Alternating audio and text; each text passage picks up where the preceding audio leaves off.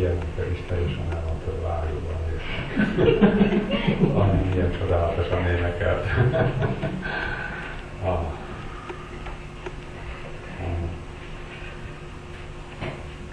Azon gondolkodtam, hogy most volt csalásban. És ha megint itt van, hogy most volt az évvégi konferencia Budapesten, és ma megint itt van az év vége. Pár hét, és vége van ennek az évnek is. Még meg se szoktuk azt, hogy 2014, és már 2015 hihetetlen, amilyen gyorsasággal szalad az idő, egész egyszerűen csak ámulatos. És lehet, hogy a fiataloknál még nem így van, de valahogy úgy érezzük, hogy egyre gyorsabban megy az idő, nem tudom, hogy ki hogy van vele, de én így vagyok ezzel. Ja, és akkor kérlek, hogy lapozz 2 Péterhez, a 3. fejezetből fogunk megnézni 2 verset, ez lesz a induló versünk, és ezen fogunk gondolkodni ma délelőtt, és csak bízom benne, hogy az Úr meg fogja áldani hatalmas módon. 2 Péter 3.3 azt mondja, tudjátok meg elsősorban azt, hogy az utolsó napokban csúfolódók támadnak, akik mindenből gúnytűznek, akik saját kívánságaik szerint élnek, és ezt kérdezgetik. Hol van az ő eljövetelének ígérete? Mert mióta az atyák elhunytak, minden úgy maradt, mint a teremtés kezdetétől fogva van. Drága Úrunk, köszönjük, hogy itt lehetünk, köszönjük, hogy közösségben lehetünk. Köszönjük neked a Krisztus testét, köszönjük a gyülekezetet, köszönjük az igédet, köszönjük a hűségedet, szeretetedet, az irgalmadat. Köszönjük, hogy szeretsz minket és törődsz velünk. Köszönjük, hogy szólni akarsz ma hozzánk, és erre kérünk, hogy szólj a szívünkhöz. Úrunk, csak tényleg egyenesen a szívünkhöz beszélj. Csak köszönjük neked. Kent fel ezt az üzenetet, te dicsőségedre. Te drága nevedbe, Jézus. Amen. Péter itt arról beszél, hogy az utolsó időkben lesznek olyanok, akik megkérdőjelezik Istennek az ígéreteit. Azt mondja itt, hogy hát minden úgy van, mint a kezdetekkor. Semmi nem változott. Miért nem jön már vissza Jézus? Nem azt ígérte, hogy vissza fog jönni, és sehol semmi. Hogy csak múlnak az évek, villámgyorsan múlnak az évek, és nem történik semmi. Jézus nem mindig nem jön vissza. Megígérte, hogy hamarosan visszajövök, és azóta eltelt 2000 év, és még mindig nem jött vissza. És csak tényleg az utolsó időben lesznek, akik megkérdőjelezik, és gúnyolódni fognak, és majd a szemünkbe fogják mondani, hogy ugyan már mesékben hiszel, ugyan már olyan dologban hiszel, ami úgyse fog bekövetkezni, még hogy Jézus visszajön, ne vicceljen már. És ez egy ilyen nyílt istentelenség, és a hitetlenségnek egy ilyen gonosz megnyilvánulása lesz. És ez egy nyilvánvaló dolog lesz, ez látható lesz, mert bele fogják mondani az arcodba, hogy hülyeségben hiszel, hogy mesékben hiszel. És ez egy látványos dolog lesz, de van a hitetlenségnek, van Isten ígéretei megkérdőjelezésének egy árnyaltabb formája, amit mi szoktunk csinálni. Amikor a szívemben nem hiszem igazán Istennek az ígéreteit. Amikor olvasom Isten ígéreteit, és aztán annyira nagyon nem hiszem el. Amikor azt mondom, hogy hát igen, Tincsi, persze. Hát neki igen, neki Isten megígért dolgokat és teljesíti is, persze. Ő elkötelezte magát, itt hagyta Paksot, elköltözött Pestre, jár a bibliaiskolába. Ő neki igen, de nekem nem teljesíti. Már mióta kérek dolgokat, és még mindig nem történt. Mióta kérem azt a nyavajás 520-as? Mióta kérem? És még mindig nem történt meg. Mióta kérek egy társat, mondhatná egy egyedülálló, és még mindig nem történt meg. Mióta kérek ezt, kérek azt, kérek amazt, és még mindig nem történt meg. Isten, nem azt ígérted, hogy a fiaddal együtt nekünk adsz mindent? Ahelyett, hogy mindent nekünk adná, egyre kevesebb van, még az is megkopik, ami van. És csak így megyünk Istenhez. És persze, nem olyan nyíltan, mint azok a lázadók, akik majd azt egy képetben mondják, hogy hát te butaságban hiszel, hanem árnyaltan, csak így a szívemben. Én mosolygok Istenre, de közben nem hiszem el, amit ígér. Mosolygok Istenre, és közben megkérdőjelezem a szavát. És közben lehozom arra a szintre, ahol mi vagyunk. Mert ez a gyakori dolog, hogy Isten úgy kezeljük, mint egy másik ember, vagy mint saját magunkat. Lehozzuk erre a szintre. Hogy nem törődünk azzal, hogy Isten a mennyekben van, hogy Isten olyan magasságokban van, amit még gondolatban sem tudunk elérni. Nem tudjuk felfogni azt, hogy ő örök és változhatatlan. Nem úgy kezeljük őt, mint a mindenható Úristen, aki megteremtette az eget és a földet, és aki benépesítette ezt a sárgolyót, hanem lehozzuk erre a szintre, és így nézünk rá, és aztán a saját kis gyengeségeinket, a saját kis gyarlóságainkat kivetítjük Istenre. Azt hiszük, hogy mert mi gyarlók vagyunk, ő is ugyanolyan gyarló, mint mi. De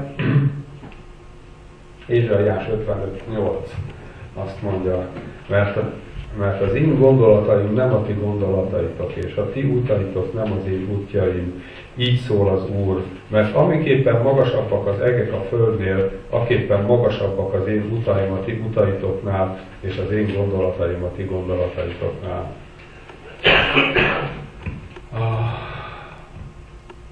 Értitek ezt a verset?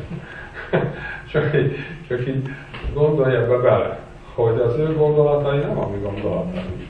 Az ő gondolatai annyival magasabban vannak a mi gondolatainktól, mint amilyen magasan van az ég és a földtől. Hihetetlen különbség van. Ő egészen más rendszerben gondolkodik, ő egészen más módon gondolkodik. Mi sokszor a káposztatás rendszerében gondolkodunk, mi sokszor a törvényeskedés rendszerében gondolkodunk, mi nagyon sokszor a szeretetlenség rendszerében gondolkodunk, de Istennek a gondolatai egészen mások. Ő a szeretet jegyében gondolkodik, ő szeretetben néz ránk, ő abban néz ránk, hogy ő tökéletes, hogy ő kézben tartja a világ mindenséget, ő irányít mindent, az ő gondolatai sokkal magasabbak. Nekünk a gondolatvilágunk az beszűkült a kis nyomvat életünkbe. Már bocsánat, de ez van, mert csak azt látjuk, és ez a központ, én vagyok a központ, és nekem jó legyen, és az egész gondolatrendszere megörül forog. De Isten az egész világ mindenséget irányítja. Az ő gondolatai nem szűkülnek le apró pici dolgokra, mint ahogy nekünk leszűkülnek a gondolataink. Tudod, hogy mit vegyek a feleségemnek karácsonynak, tudod, és akkor ez lesz a legnagyobb gondolat, és ezen gondolkodom, és ebben beleszűkülök, de Istennek a gondolatai egészen más, és az ő utai, és a mi utaink is egészen más. Az ő útja az örökké valóságba vezet. A mi útunk az meg itt, tudod, csak kóricálunk itt össze-vissza saját kis problémáink között, és elveszünk benne, eltévedünk benne. De Istennek az útja és Istennek a gondolatai egészen másképp működnek. És a hitetlenségünk legtöbbször abból fakad, hogy úgy gondolkodunk Istenre, úgy gondolkodunk Isten felől, mint hogyha ő is ember volna. Mint hogyha ő is ugyanolyan gyarló ember volna, mint mi. És ezért gyakran megkérdőjelezzük. Úgyhogy meg kell tanulnunk valamit. Meg kell tanulnunk Istenre úgy gondolni, hogy ő Isten. Meg kell tanulnunk Istenre úgy gondolni, hogy az ő utai, azok nem a mi utaink, hogy az ő gondolatai nem a mi gondolataink. Meg kell tanulnunk úgy gondolni rá, mint aki mindennek felett áll, mint aki kézben tart mindent, mint aki a világ mindenség ura. Próbáljuk meg így gondolni Istenre, hogy ő a világ mindenség ura, hogy nála összpontosul minden hatalom. Próbáljuk meg így gondolni Istenre. És ehhez nagyon nagy segítséget ad a Biblia. Létszükséglet számunkra, nem Istennek fontos, nekünk fontos, hogy megismerjük őt, hogy megismerjük azt az Istent, akinek ő kijelentette magát a Bibliában. Szükségünk van arra, hogy ismerjük őt, hogy tudjuk, hogy ő egészen más dimenzióban él, mint mi. Ő végtelen, mi végesek vagyunk. Ő mindentudó, mi csak, hát nagyon szűk, tudod, még az agyunknak is csak a 10%-át használjuk. Csak gondolj bele. Ilyen hihetetlen nagy különbség. Ő szuverén, de ugyanakkor jóságos. Ő szerető, de ugyanakkor igazságos. Csak gondoljunk Istenre úgy, mint Istenre. Az ő ígéretei igazak, ő változhatatlan. Úgyhogy próbáljunk meg első körben megtanulni Istennel gondolkodni, megtanulni Istenről gondolkodni. És amikor rágondolunk, akkor ne essünk abba a csapdába, hogy lehozzuk őt erre a szintre, hanem próbáljunk meg gondolatban fölemelkedni arra a szintre, ahol ő van, a magasságban és szentségben, azt írja Ézsaiás 57-ben, hogy magasságban és szentségben latom be az alázatosokkal és a megtört lelkűekkel is. Hogy próbáljunk meg gondolatban felemelkedni hozzá. És aztán, amikor így gondolkodom Istenről, és látom az ígéreteit, akkor az biztonságot ad nekem. Akkor abba bele tudok kapaszkodni. Hogyha emlékeztek, használtam régebben ezt a példát, hogy amikor nem ismered Istent, akkor az olyan, mintha fordítva néznél a távcsőben. Emlékszel? Hát, ha nem emlékszel, akkor most felfrissítem az emlékeidet. De amikor fordítva nézel a távcsőbe, akkor minden messzinek és kicsinek tűnik. És amikor nem ismerem Isten, amikor nem úgy gondolkodom róla, mint a mindenható Isten, akkor ő is ilyen messzinek és távolinak tűnik, olyan kisi Istennek. De ha ilyen pici Istenem van, akkor én is ilyen pici keresztény vagyok. akkor a hitem is ilyen pici lesz.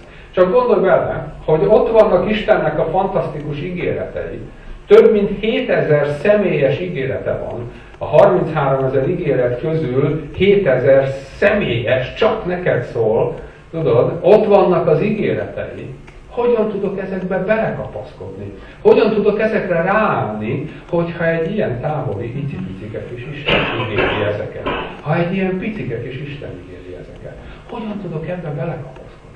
Fontos, hogy Istent annak lássam, aki fontos, hogy lássam, hogy ő hatalmas, hogy ő mindennek fölött álló, és mindezek mellett szerető is. Nem elég, hogy meg tudja tenni, nem elég, hogy valóra tudja váltani az ígéreteit, de van hozzá éppen elég szeretete is, hogy meg is tegye érte, hogy fontosnak tart. Emlékeztek? Nemrég beszéltünk erről, hogy ő fontosnak tart minket, fontosnak tart, és ezért meg is be is az ígéreteit meg is valósítja. Ő nem ember, és 4 Mózes 23:19 beszél erről. Emlékeztek? Erről is nemrég beszéltem, hogy nem ember az Isten, hogy hazudnék, hogy nem ígér semmi olyat, amit meg ne tenne.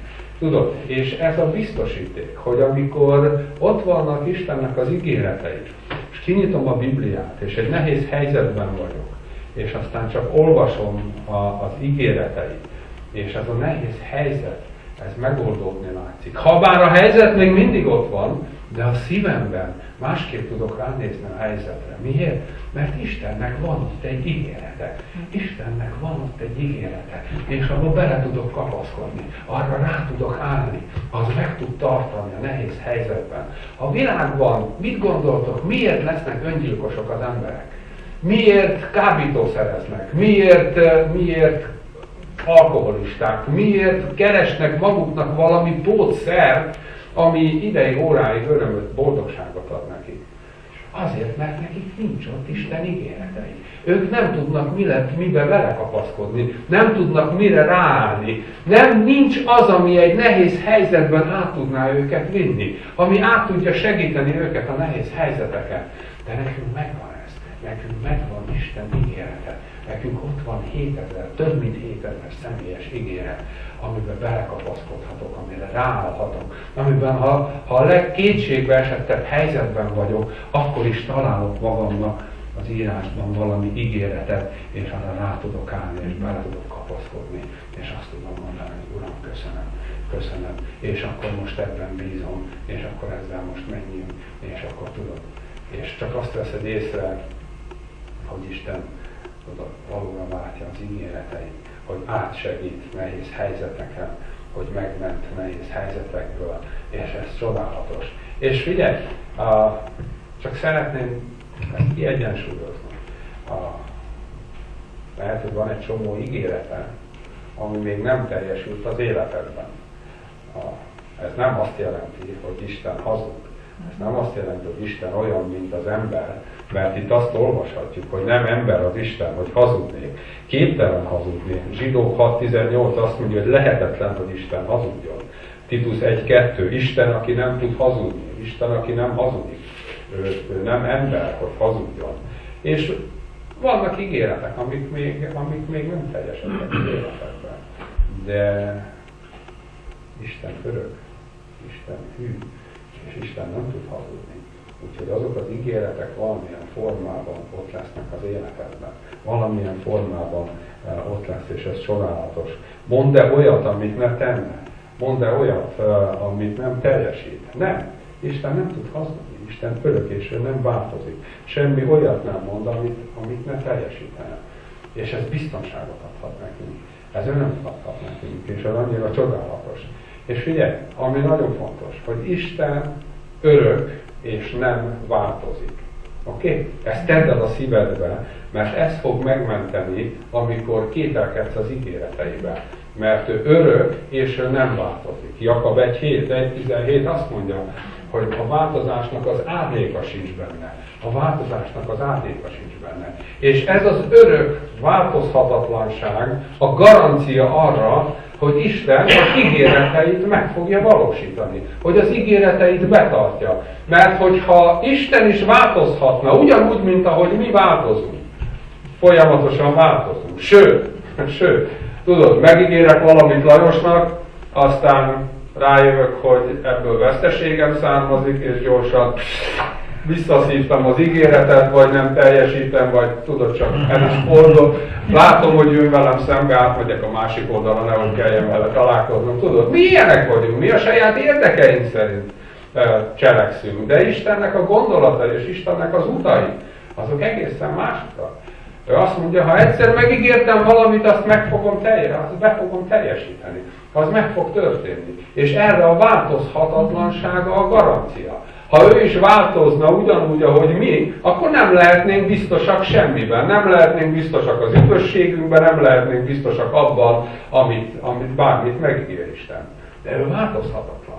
Ő nem fogja meggondolni magát. Egyszer odaadta érted a fiát, és nem fogja ezt visszavonni. Nem fogja azt mondani, hogy ups, tévedtem. Hát a megtérésed óta olyan bűnös életet élsz, hogy nem érdemled meg az üdvösségedet úgy, hogy ki vagy rúgva. Tudod, Isten nem fogja meggondolni magát, ő nem fog kirúgni minket. Nem fogjuk elveszíteni az üdvösségünket. Miért? Mert ő örök és változhatatlan. És ráadásul hűséges. És hűséges ahhoz, amit megígért. És ez egy csodálatos dolog, erre ráállhatunk, ebben vakul bízhatunk, mert nem fog megváltozni, nem fogja megváltoztatni azt. Tudod, mi érdekemberek vagyunk, mi érdek alapon gondolkodunk. Amíg érdekem fűződik valamihez, addig megígérem és addig betartom. De abban a pillanatban, amikor úgy néz ki, hogy hát vesztenék valamin, akkor abban a pillanatban semmisnek tekintem az ígéretemet. Mert változom. De Isten örök, és ezt annyira szeretném, ha ezt megértenéd, annyira szeretném, ha elzárnád a szívedbe, mert ez mindig emlékeztetni fog arra, hogy ő nem hazudik, ez mindig emlékeztetni fog arra, hogy amit ő megígért, azt be is fogja tartani. És ez olyan csodálatos dolog. Csak nézd meg, egyszerűen, ha a saját életeden nem látod azt, hogy Isten mennyire hűséges, és mennyire betartja az ígéreteit, csak olvasd az írást. Ott van, tudod, Ábrahámnak megígérte a gyermeket? Megígérte. Persze, hogy megígérte. Meg lett? Meg lett. Megígérte a messiást? Megígérte. Meg lett? Meg lett. Megígérte Izraelnek, hogy nagy néppé teszi? Nagy néppé tette. Megígérte Izraelnek, hogy szétszórja és összeszedi? Megígérte? Meg is tette. Tudod? És figyelj, az ő ígéretei nem függnek attól, hogy hogyan viselkedik az, akinek ígéretet tett. Csak nézd meg Izrael, tudod, ha nézed Izraelnek a történetét, hogy folyamatosan, szinte attól a pillanattól kezdve, hogy kihozta őket Egyiptom rabszolgaságából, attól a pillanattól kezdve egyfolytában mormogtak, elégedetlenkedtek, bálványt imádtak, mentek Isten ellen. És Isten azt mondta, hogy na jó van, hát egy ilyen népségnek, tudod, ha ti ilyenek vagytok, akkor én se tartom a szavamat. Ha ti nem tartjátok a szavatokat, akkor én se tartom a szavamat. Tudod, mint az óvodába, be-bi-bi-bá. Hé! Isten nem ilyen. Isten nem ilyen. Isten megígérte, és meg is tette. És amit látunk eddig Izrael történetéből, és azokat az ígéreteket, amiket megígért, azok meg is valósultak. És látunk még ígéreteket, amik a jövőben fognak megvalósulni, de pontosan ennek alapján, hogy Isten nem hazudik, Isten örök, és bebizonyította azt, hogy amit eddig megígért, azt teljesítette, vakon bízhatunk abban, hogy amit ezután ígért, az is be fog következni. Megígérte az örök életet? Megígérte. Meg lesz? Megvan! Mi az, hogy meg lesz? Hitetlenek! Megvan! Megvan az örök élet! Mindjárt. Az örök élet reménye van meg nekünk. Tudod? Fel van írva a nevünk a mennybe. Ezt már nem veheti el tőlünk senki és semmi. Rámersz állni erre az ígéretre? Bele tudsz kapaszkodni ebbe az ígéretbe?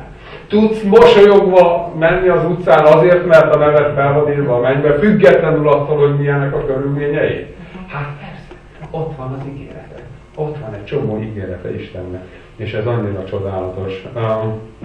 Az ő ígéretei nem azon állnak, hogy mi hogyan viselkedünk, hanem azon áll az ő ígérete, hogy ő örök, hogy ő hű, és hogy nem tud hazudni. Ezen állnak az ő ígéretei. Tudod, és csak egy pár ígéretéről, mondom, rengeteg ígérete van, de lehet csoportosítani az ő ígéreteit, és néhány ígéretet csak így bátorításképpen hagyosszak meg veletek, hogy tényleg úgy menjünk haza innen, hogy tudjuk azt, hogy Isten nem hagyott minket magunkra, hogy tudjuk azt, hogy Isten törődik velünk, hogy ott vannak az ígéretei az életünknek. Vannak olyan ígéretei Istennek, ami a megélhetésünkre vonatkozik. Ez egy komoly probléma nekünk, ugye? Van 3 terület, ahol Isten így rajtunk tudja tartani az ujját. Van 3 terület. Vannak a kapcsolataink, van a pénzügyeink, és van az egészségünk. Ez a 3 olyan terület, ahol, hogyha valami gubanc van, akkor megyünk Istenhez. Ez Istenhez zavar. És érdekes módon ugyanez a 3 terület, ahol az ördög is próbálja ránk tenni az ujját. Ahol ő is próbálkozik ezzel, meg akar itt ezeken a területeken gyötörni. De Isten ígéretei pont erről szólnak, hogy ne higgyük el az ördög hazugságait. Mert Isten örök, Isten igaz, Isten hűséges, és Isten ígéretei igazak. Úgyhogy amikor a megélhetésed felől aggódsz, tegyük fel, hogy másodikán már elköltötted a fizetésedet, és ott van még 28 nap a hónapból, és fogalmad sincs, hogy mi lesz, akkor csak gondolj Isten ígéreteire. Máté 6.32 azt mondja, hogy Isten pontosan tudja, hogy mire van szükséged. Oké, te tudod, hogy mire van szükséged? Gyanítom, hogy nem tudjuk. Azt tudjuk, hogy mire vágyunk. Azt tudjuk, hogy mit szeretnénk. De azt nem tudjuk, hogy mire van szükség.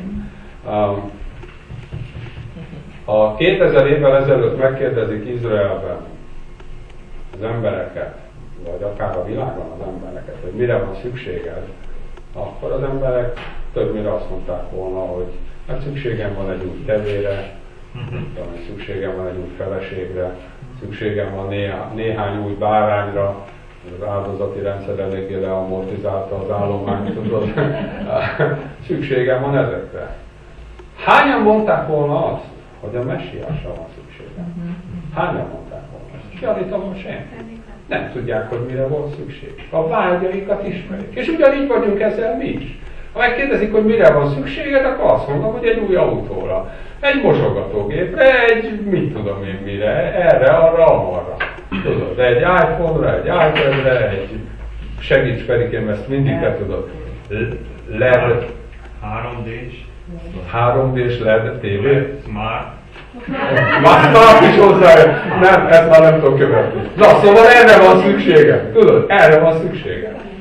De figyelj, csak őszintén, figyelj rám egy picit.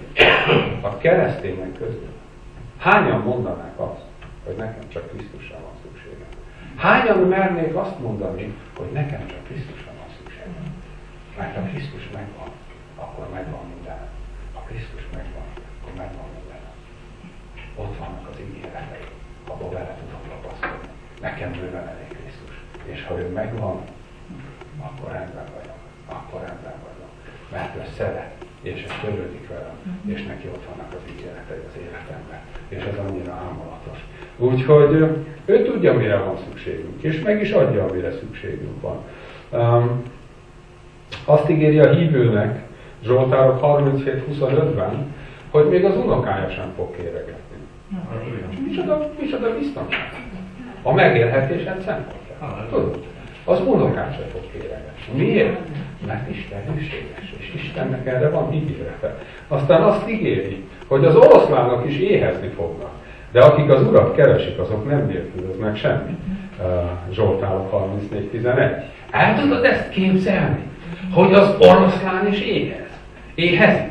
Az oroszlán, az állatok királya, akinek nem probléma az, hogy zsákmányt szerezzen, még ő is éhezhet, de akik az Urat keresik, azok is minden meg lesz. Azoknak minden. Ámulatos-e? Rámersz erre állni? Bele mersz erre kapaszkodni? Tudod? Mersz úgy elmenni majd innen, hogy Uram, csak köszönöm, hogy itt vannak ezek az ígéretei. Eddig aggódtam, hogy mi lesz velem, tudod, a hónap hátralévő részében, de most már bízom benned, és ez csodálatos, tudod. Példabeszédek 10.3. Nem fog éhezni az igaz. Halleluja! Halleluja! Tudod? És aztán Filippi 4.19. Azt mondja, hogy betölti minden szükségünket az ő dicsőséges gazdagsága szerint. Tudja, hogy mire van szükséged, és be is tölti azt az ő dicsőséges gazdagsága szerint. Pásztor, miért kellett ezt elmondani? Olyan jó volt egy kicsit aggódni. Olyan jó volt egy kicsit így izgulni, hogy mi lesz velem, és most tessék, hogy hey! Fogd meg ezeket az ígéreteket, és kapaszkodj bele. Aztán ott vannak az ígéretei a biztonságunkkal kapcsolatban. Azt mondja János 10.28-ban, Jézus, senki sem ragadhat ki minket az ő kezéből. Senki sem ragadhat ki. Csak gondoljunk ebbe bele egy kicsikét. És egyébként a 29. versben azt megerősíti ezt úgy, hogy senki sem ragadhat ki minket az Atya kezéből. Tehát egyszer fog minket Jézus, és fog minket az Atya. Ott vagyunk a kezében, és senki és semmi nem tud ebből kiragadni. Én olyan bűnös vagyok. Én ma is védkeztem. Ma is, ahogy jöttem, elküldtem 5 autóst a nénikét. Uram, ezek után, ki az, aki meg tud tartani? Jézus, mert neki ígérete van. Isten, mert neki ígérete van. Senki nem tud kivenni az ő kezéből. Odaadtuk magunkat, ha nagy lelkűek voltunk, hagytuk, hogy megmentsen minket. Nagy lelkűek voltunk, hagytuk, hogy megmentsen, és aztán ő most megfogott. Mi már az övéi vagyunk.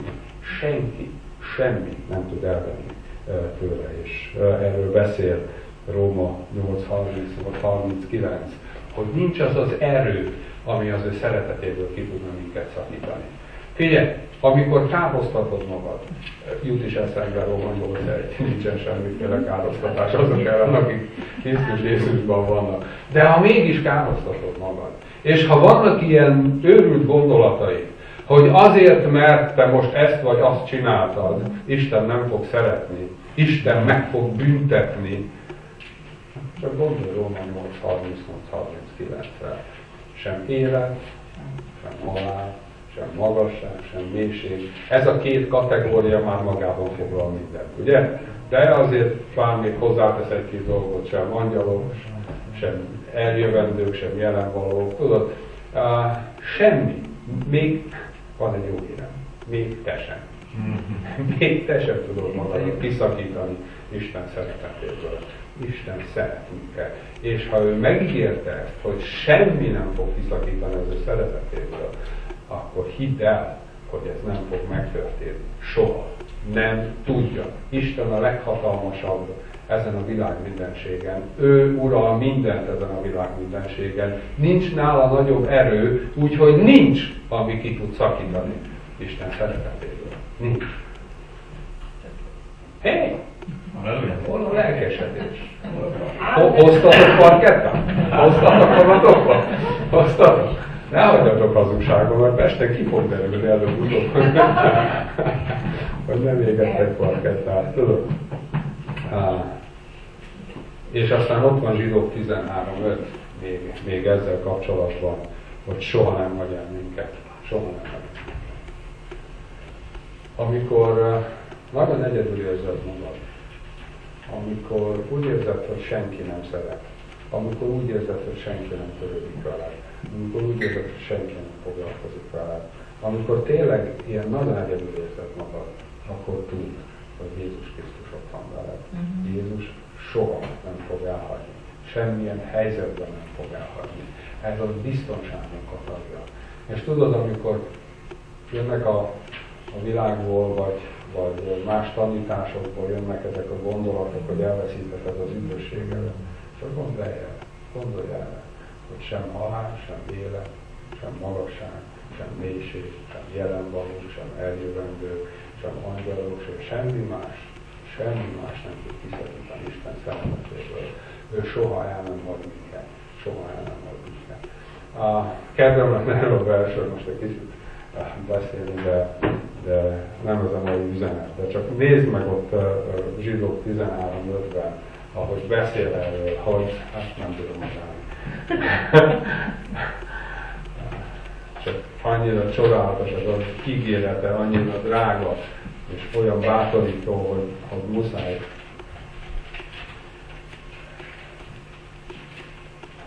A ti munkáitok is ilyen tapadós lapokból készült, amit lehet lapozni. Nem? Azt mondja, hogy 13:5. Ne legyetek pénzsóvárak, elégedjetek meg azzal, amitek van, mert ő mondta, nem hagylak el, sem el nem távozom tőled. Elégedjetek meg azzal, amitek van. Miért meri ezt leírni a zsidó levél szerző? Hogy elégedj meg azzal, amit van. Mert mindennél több van. El nem tudod képzelni, hogy mennyire sok mindened van. Hogy tiéd a világ mindenség ura. Mert ő azt mondta, hogy nem hagylak el soha. Hogy tudod, az autóm el fog hagyni előbb-utóbb. Tudod, minden pillanatban várom, hogy ezt bekövetkezik. Uram, még tartsd meg, ahogy megtartottad a zsidóknak a saruját, meg a ruháját, hogy nem kopott és nem szakadt el, ugyanúgy tartsd meg ezt is. De tudod, matematikailag nézve már régen kellett volna, hogy hagyjon. Már régen kellett volna, hogy feleségem elhagyhat. Remélem, hogy nem teszi meg, de elhagyhat, tudod. A egészségem elhagyhat. Bármi. De Jézus Krisztus soha nem fog elhagyni. Soha nem fog elhagyni. Bátorít ez már? Ez valakit ma reggel. Egy csodálat, tudod. Aztán vannak ígéretei, ami így a helyreállásunkra vonatkozik. Tudod, és ez megint kivédi azt, hogy kárhoztasd önmagadat. Zsoltárok 36:6 szerint Istennek nem szűnik meg a kegyelme. Wow. Ha ma reggel eljöttél ide, és csak ezt az egyetlen egy mondatot hallottad meg, akkor már megérte, hogy itt vagy. Már megérte, hogy itt vagy. Istennek a kegyelme nem szűnik meg soha. Nem szűnik meg soha. Az ő kegyelme örök. Miért? Mert az ő kegyelme az ő jó kedvéből van. Efézus 1-ben olvashatod, hogy az ő jó kedvében adja a kegyelmet. Istennek a kegyelme az ő jó kedve, és ez azt jelenti, hogy az ő jó kedvében, ez a kegyelem, hogy az ő jó kedvében kiárasztja a javait ránk érdemtelenekre. Vagyis mi, akik nem vagyunk méltók ahhoz, mert bűnösök vagyunk, hogy az ő jelenlétében legyünk, az ő kegyelme folytán ott lehetünk. Ámulatos ez? Ez egy hatalmas dolog, és ez az, ami nem fog elmúlni soha. Nem fog elmúlni soha. Mindig ott lesz a kegyelem az életedben. A kegyelem fog megtartani. A kegyelem fog átvinni nehéz helyzeteken. A kegyelembe tudsz belekapaszkodni. A kegyelem az, ami változást fog létrehozni az életedben. Nem a törvény hozza a változást az életedben. Nem az fogja a változást az életedben hozni, hogy megmondom a pulpitusról, hogy mennyire béna vagy. Tudod, nem ez fogja a változást létrehozni. Nem. Jó, összeszedem magam, tudod, a pásztornak jó véleménye legyen rólam, vagy én meg önerőből megváltozok. Hey! A kegyelem, Isten igéje és Isten szeretete az, ami a változást létrehozza az életünkben. Csak legyünk ott, ahol ezek a tényezők vannak. Tegyük ki magunkat ennek a hatásnak. Olvassuk az írást, fogadjuk el a kegyelmet, fogadjuk el a szeretetet. És aztán csak azon csodálkozol, hogy hátranézem, ez nem is én vagyok. És tényleg nem. És tényleg nem. És az annyira csodálatos, tudom, hogy az ő kegyelme soha nem fog elmúlni. Aztán Jeremiás siralmai 3:21-22. Mit mond? Ismeritek ezt a verset? Ez egy nagyon ismert vers pedig. Hogy az ő irgalma minden nap megújul. Minden nap megújul az ő irgalma. Minden nap új irgalmat kapunk. Tudod?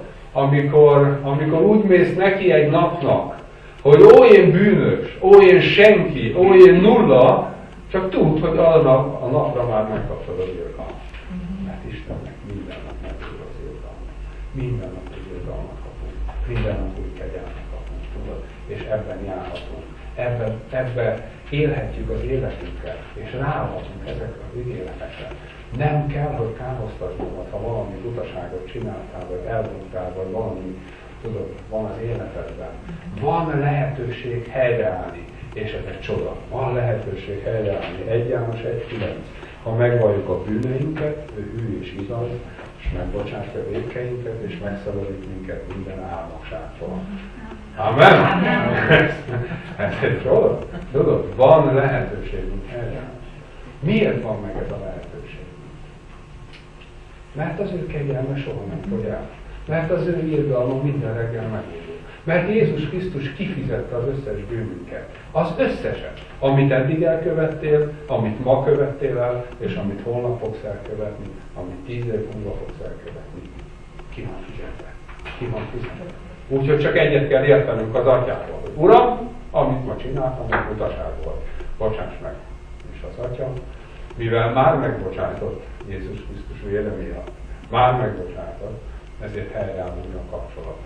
Tudod, amikor múltkor volt egy nagyon jó kis rep a gyülekezetben Budapesten, és feltették ezt a kérdést, hogy lehet az, hogy ugye azt olvassuk az írásban, hogy Jézus halála az kifizetett minden bűnt, és az Atyám miatt annak, aki elfogadja Jézus megváltóul, megbocsát minden bűnét. Ha már meg van bocsátva minden bűn, akkor miért kell oda menni Jézushoz, vagy miért kell oda menni Istenhez, és miért kell bocsánatot kérni tőle, és miért kell az, hogy... És kétféle bocsánatkérés ez. Az egyik, amit Jézus kifizetett, az egy jogi dolog. Az olyan, tudod, mint amikor egy vádalól a bíróság felment. Ártatlannak ítél. Ez történt. Jézus Krisztus, volt egy nagy tartozásod, be lettél perelve, Jézus Krisztus kifizette helyetted ezt a tartozást. Hányatoknak van devizahitelje? Amit van, csak gondolj bele, hogyha most jönne Bill Gates és azt mondaná, az OTP-nek, nem tudom melyik banknál van hitele, azt mondaná, hogy a Tipcsinek kifizettem a tartozását, nincs neki több. Fellélegeznél? Azt hiszem, hogy fellélegeznél. Hát ez történt. Kifizette helyettünk a tartozást, és megszűnt ellenünk a vád. Jogilag igazak vagyunk, a Róma 3:26, olyan igazak vagyunk, mint ő. Jogilag rendben vagyunk. Nincs bűnünk. De amikor vétkezek, akkor ez és bocsánatot kérnek Istentől, akkor ez egy atyai megbocsátás. Már ki van fizetve a bűnünk, már jogilag tiszták vagyunk. De csak tudod, ha szülőként gondolj arra, hogy ha a gyermeked ellened ment, ha a gyermeked olyat csinált, amit nem lett volna szabad. Amikor még kicsi volt, akkor ugye rávertél a popsiára, fegyelmezted, hát ugye el tudom képzelni, hogy Marcsi veri a Petinek a popsi. Fegyelmezni. Kicsit már mókás lenne, de nyilvánvalóan van módja, hogy fegyelmezik. Ott, amikor a gyerek ellene megy a szülőnek, akkor ott megtörik a kapcsolat egy kicsit. Akkor ott bibi lesz a kapcsolatban. És ezt a kapcsolatot állítjuk helyre akkor, amikor oda megyünk, és azt mondjuk, hogy hát bocsánat, neked volt igazad. És mivel már meg vannak bocsátva a bűneink, ezért helyreállhat a kapcsolat. És hányszor mehetünk oda egy nap? Hétszer? Vagy 70-szer? Vagyis végtelenszer, bármikor megvan a lehetőségünk arra, hogy helyreálljunk. És ez csodálatos dolog, tudom.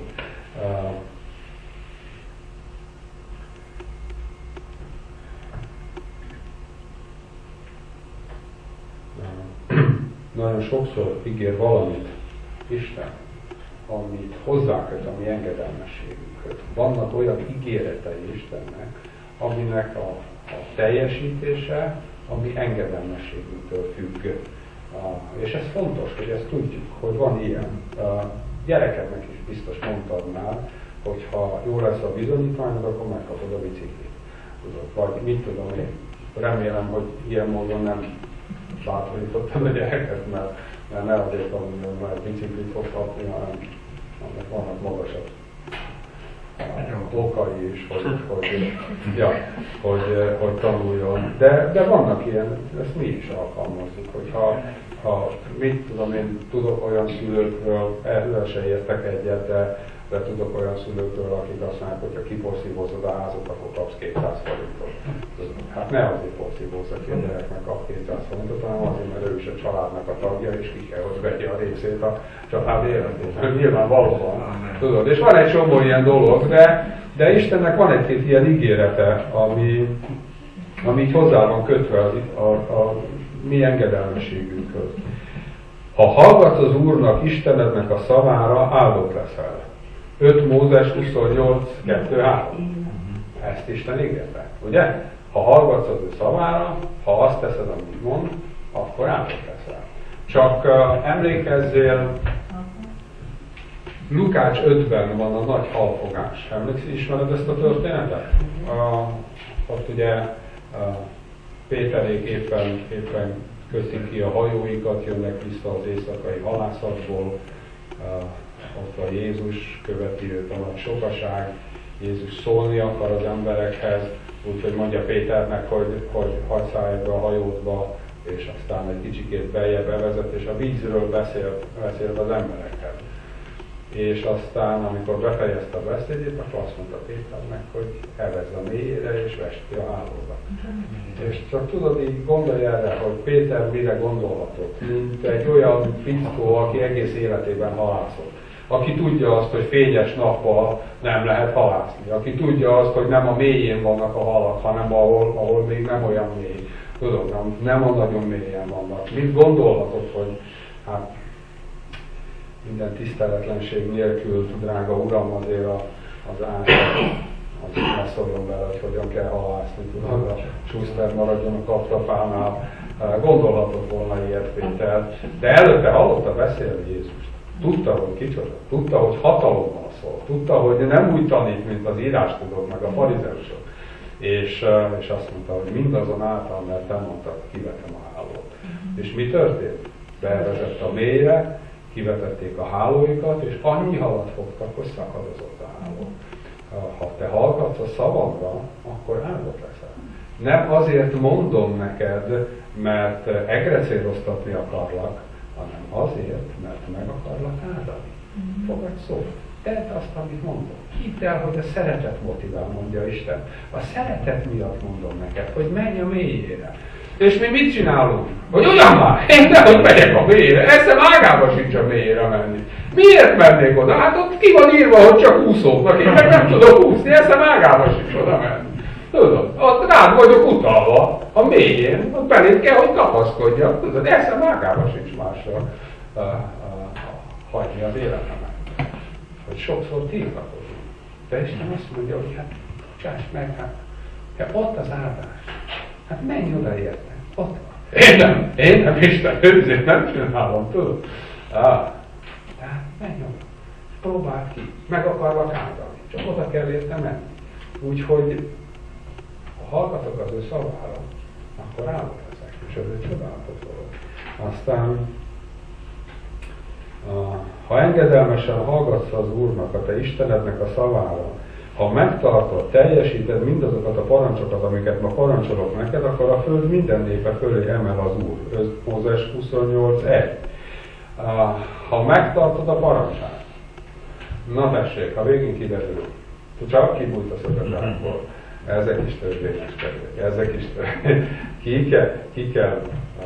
meg kell tartanom a parancsolatát. Nehéz Istennek a parancsolata. Betarthatatlan Isten parancsolata. Olyan túl sok parancsolata van? Én egyről tudom. Én pedig 1 János 3-ban beszél erről, igen, a 23. vers. És azt mondja, hogy ez pedig az ő parancsolata, hogy higgyünk az ő fiának, Jézus Krisztusnak nevében, és szeressük egymást, amit parancsolta nekünk. Szóval, ha megtartod ezt a parancsot, akkor minden nép fölé leszel emelve. De szeretnünk kell egymást. Hinnek kell Jézus Krisztusban, mert annélkül nem működik. És az csodálatos dolog. Tudod? És aztán János 15:7 azt mondja, ha én bennem maradtok, és az én beszédeim bennetek maradnak, kérjetek, amit csak akartok, és meg lesz néktek. János 15:7. Tudod, hogyha megtartod a beszédét, akkor hozzá tartozol, kérhetsz, amit csak akarsz. Ez olyan csodálatos. És tudod, erre is ígérete van, megígérte, hogy az imáinkat meghallgatja, megígérte, hogy az imáinkat teljesíti. Zsoltárok 145:19, azt mondja, hogy beteljesíti az őt félő kívánságát, meghallgatja kiáltásukat és megsegíti őket. Itt maradhatnánk este 10 óráig, és nézhetnénk folyamatosan Isten ígéreteit. Az egyik ígérete bátorítóbb, mint a másik, az egyik nagyobb erőt ad, mint a másik. Úgyhogy bátran higgyük el, hogy Isten örök és nem változik. Isten hűséges. Isten nem ember, hogy hazudnék. Isten egészen más szinten gondolkodik, mint mi. Egészen mások az utai, mint nekünk. Úgyhogy higgyük el, hogy az ő ígéretei igazak. Álljunk rá, kapaszkodjunk bele az ígéreteibe, és láttok majd sok-sok csodát, ahogy ezek az ígéretek valóra válnak, ahogy átsegítenek nehéz helyzeteken, ahogy tényleg meg tudnak tartani a hitben, és az ámulatos. Amen? Amen. Úrunk, csak köszönjük neked, köszönjük az összes ígéretedet, köszönjük, Úrunk, hogy te örök vagy, igaz vagy, és hogy te nem ember vagy. Drága Úrunk, csak kérünk téged az előttünk lévő időszakért. Kérünk, Urunk, azért, hogy áld meg ezt az időszakot. Kérünk a karácsonyi koncertért. Kérünk, Urunk, hogy kent fel, és kérünk, hogy hozz el embereket. Kérünk, hogy készítsd fel a szívüket, hogy el tudjanak fogadni téged. Úrunk, csak magasztalunk, dicsérünk téged. És köszönjük a te ígéreteidet. Úrunk, és kérünk, hogy vásd valóra azokat az ígéreteket, amik így az életünkre vonatkoznak. Maradj velünk, ahogy ezt megígérted, ahogy ezt teszed is. Úrunk, és csak kérünk a betegeinkért, fölemeljük hozzád a betegeinket, Uram, hogy adj egy gyógyító érintést, gyógyíts, bátoríts, építs, Uram. Csak tényleg mutasd meg ezen keresztül is a te dicsőségedet, Uram. Csak köszönjük meg, szeretünk és magasztalunk. dicsérjünk téged, te drága neved. Amen. És mielőtt felállnánk és énekelnénk egyet, van itt könyvecske, amire felhívnám a figyelmeteket. Isten nevei a Szentírásban.